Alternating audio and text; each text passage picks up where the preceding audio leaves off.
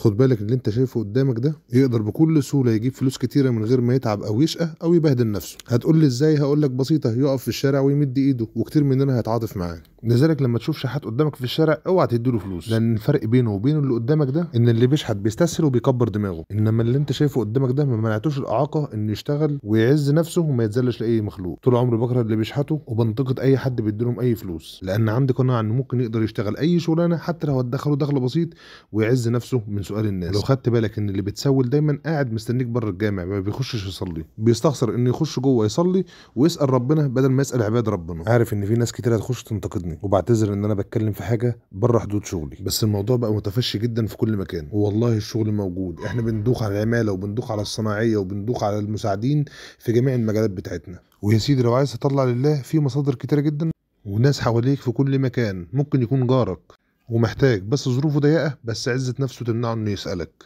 وتذكر قول رسول الله صلى الله عليه وسلم: ما نقص مال من صدقة، بس انت طلعها في المكان الصح.